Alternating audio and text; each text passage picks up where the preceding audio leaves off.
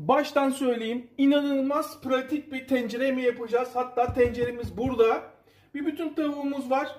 4 tane patatesiniz varsa kralsınız. Hiç öyle fazla kap map da kirletmeyeceğiz. Şimdi bunu hemen köşeye alalım. Tencere yemeklerinizde kullanabileceğiniz müthiş bir marine tarifi vereceğim.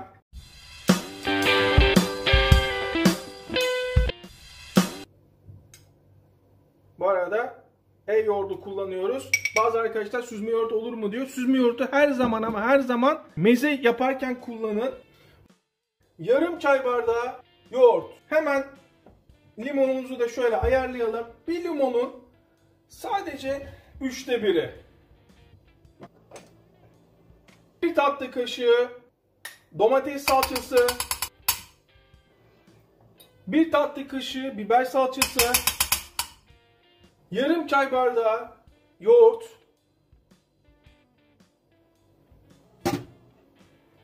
Yarım çay bardağı süt.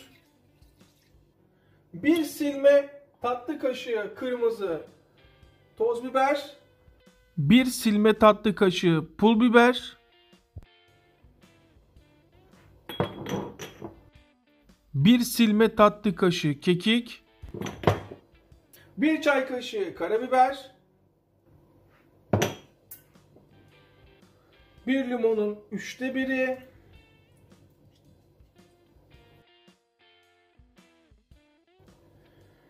1 çay bardağının 2/3 kadar zeytinyağı.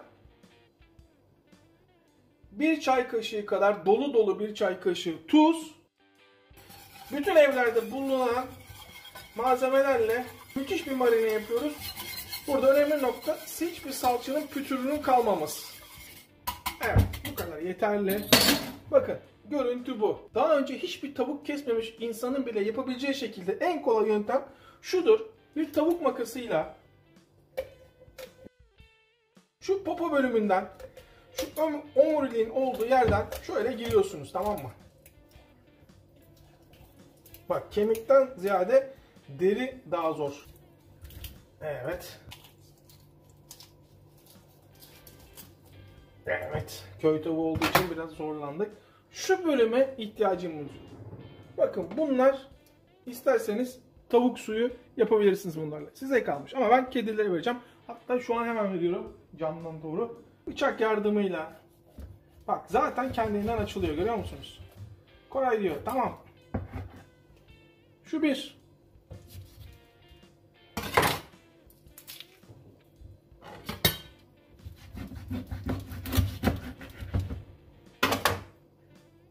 Hemen tenceremize. Bu tencereye, kalça bölümü tencereye kır.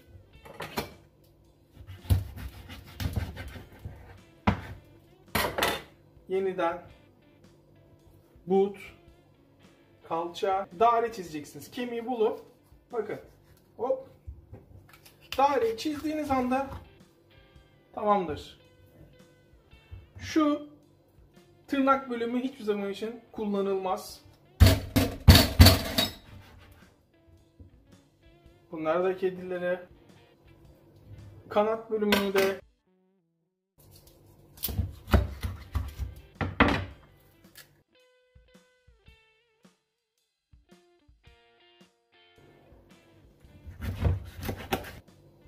bu da tencereye.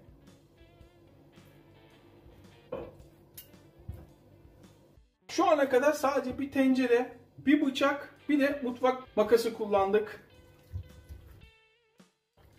İyice her yerini bulayın. Her yerini. Müthiş. Patateslerimiz vardı.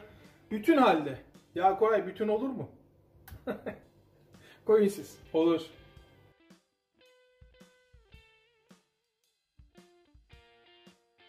Sarımsak. Ne kadar isterseniz. Ne kadar?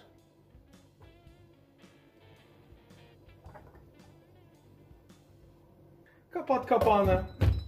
İsterseniz bu şekil, marine şekilde dolaba kaldırın.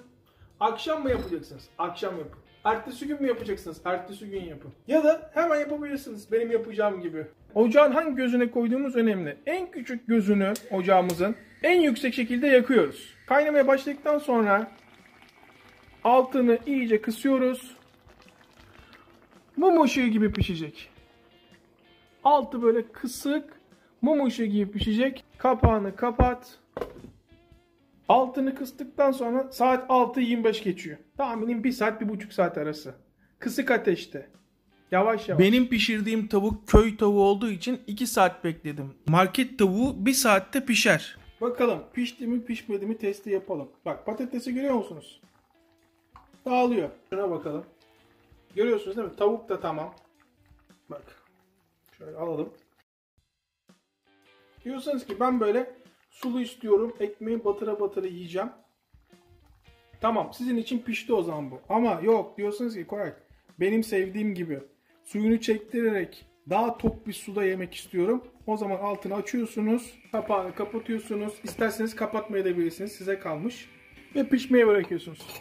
Benim istediğim kadar çektirdim. Son görüntü bu.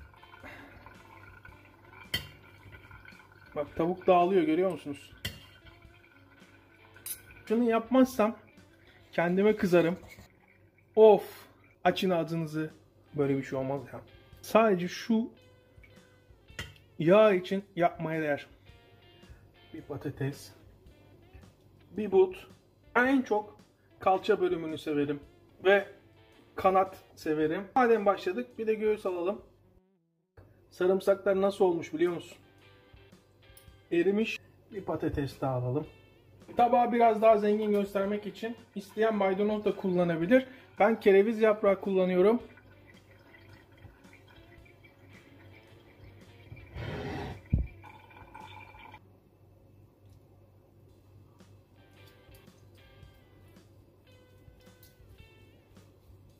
O pişti pişmediciler.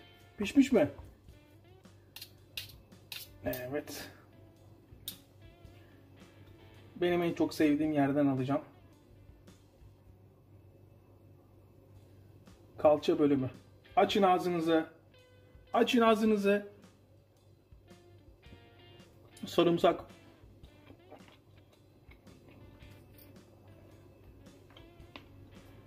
Sanki fırında yapmış gibi değil mi?